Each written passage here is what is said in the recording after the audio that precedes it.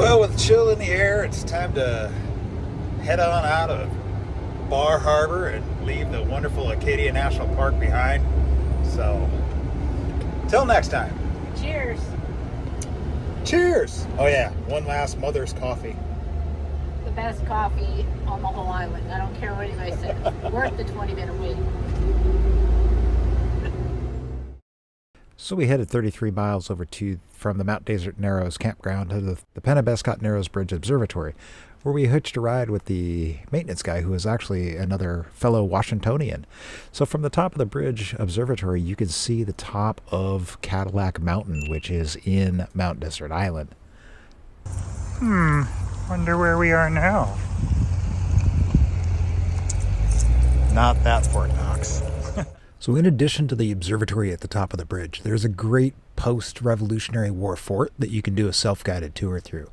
The fort is definitely worth the walk down from the parking lot, and unlike many of the World War I forts that I've been in around the West Coast, this one is very well preserved with some actual cannons in place. Some 24-pounders. Boom. Wander through.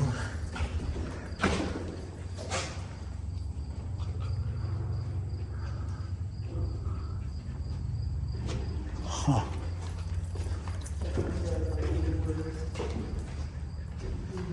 Fireplaces.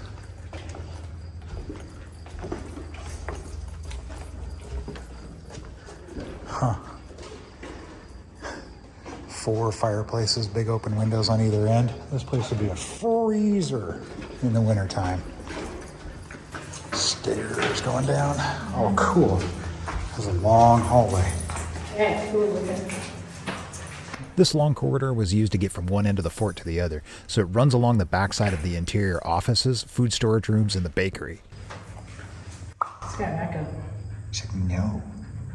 The far right of the shot is the bakery, moving left is officers' quarters and the bulk storage rooms that are interior of that hallway we were just in. I can imagine coming up here and just seeing this thing.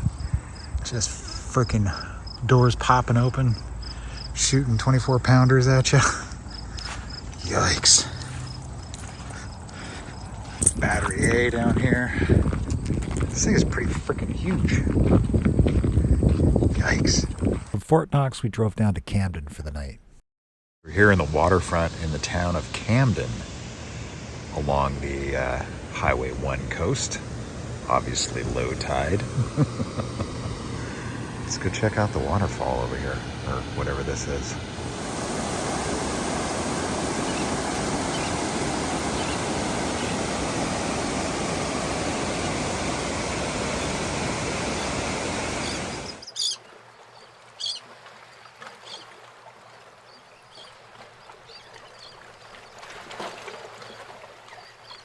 Coming right off the harbor, you get this little, like, alleyway. It's a cool little town. They built the public library underground with a rooftop garden. That's pretty cool. And I know this is going to shock absolutely nobody, but after 200 miles, we stopped at the Northwoods Brewery for the night. There's Michelle. As you can tell, we're at the Northwoods Brewing Company here in some part of New Hampshire, I hope. The Hampshire Mill. Ooh, that's hot. We used the southern part of New Hampshire as a base of operations so that we could hit some of the sites in Massachusetts, like the American Heritage Museum, the Hammond Castle, Salem, Massachusetts, and of course, Boston. So we discovered the American Heritage Museum through the Harvest Host website. We unfortunately didn't spend the night there, but I did make a day trip out of it, and I highly recommend making this a destination location for anyone interested in military history. They have 19 very detailed exhibits featuring everything from World War I trenches with an M1917 6-ton tank, the German and Japan buildup from pre-1941 with a Vickers light tank, a Panzer A1, and a Mercedes G4 staff car. From the balcony, you can get a glimpse of just how big this museum is.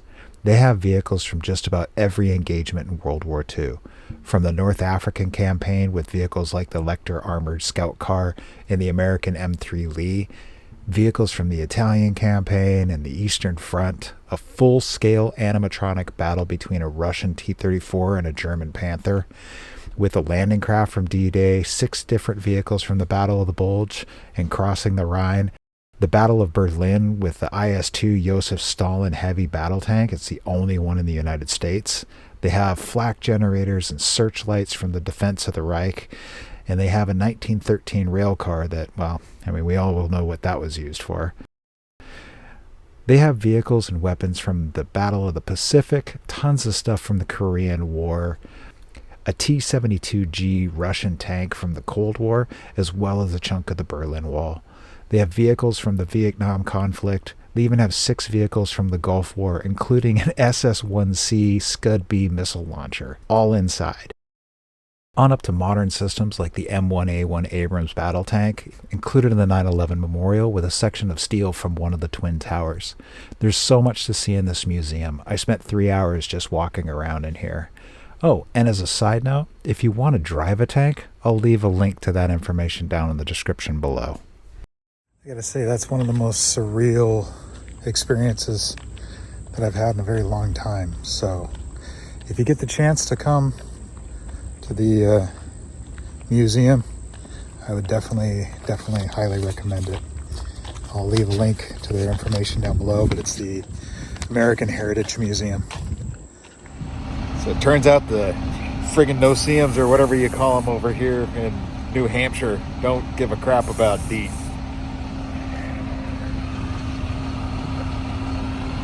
Yikes. I freaking itch my feet off. For those of you that like a medieval vibe, you should check out the Hammond Castle Museum in Gloucester, Massachusetts. The castle was constructed in the late 1920s to house and showcase the art collection of John Hayes Hammond Jr., who is widely considered the father of radio control. The home features 2 full kitchens, one upstairs just off the main dining room, and a larger one downstairs attached to the staff living quarters. From what I can see, the Hammonds enjoyed music, art, and wine, with the main cathedral showcasing a pipe organ consisting of 8,400 pipes that are mostly hidden behind the walls and false ceiling. The organ was one of the largest pipe organs in the world, and even though Hammond couldn't play the organ himself, he invented a recorder, much like a modern player piano, that could record and play back performances that were performed by any one of the world's famous organists that flocked to play Hammond's organ. The home was also Hammond's primary workshop, and when you visit, the ladies can visit his office, which is now the ladies' toilet in the museum. Other interesting features include a main courtyard that had a swimming pool that was 8 feet deep and dyed green to make it appear to be only a few inches deep. If you'd like to know why, you'll have to take the tour. There are also 2 sitting rooms that could also have been music rooms, with the lower of the 2 hosting a 12-foot painting depicting an epic naval battle. I figured the upper sitting room was probably for Mrs. Hammond and the lower sitting room was for Mr. Hammond, even though the lower sitting room housed a secret wine cellar behind a false bookcase. And yes, I'm showing you just enough to make it interesting, but not enough to spoil the tour. So all in all, the Hammond Castle should be on anyone's list if they like the oddities in life. I'll leave a link for their website down below. So I'm going to go ahead and close this video here as it's getting a little long, but as you can see, I'm still alive after falling off the roof of the truck. And we're no longer in Kansas anymore, so come back next time when we tour a little bit of Boston, Salem, Massachusetts, and head on out to the Outer Banks. Thanks again for watching. We'll catch you in the next one. And for those of you that asked for the bonus hiking video of Beehive, it's, yeah, here it is. Oh, and for those other people that asked, I smashed my thumb in the car door. I'm an idiot. That's a pretty good sign. No fear of heights or small children.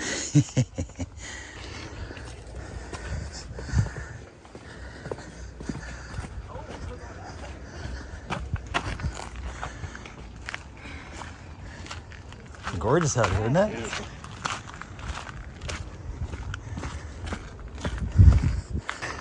Ladders. Just 2 runners.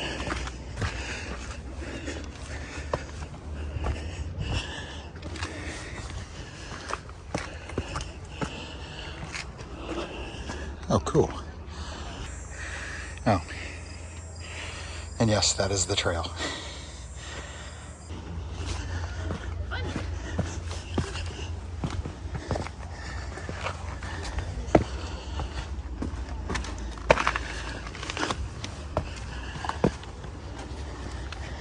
when you get to the bottom. Because that is just, well, it's a butt shot, but it's...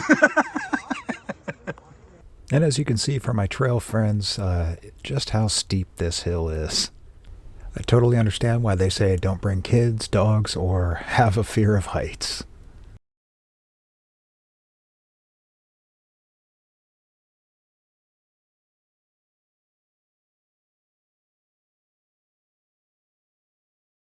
Well,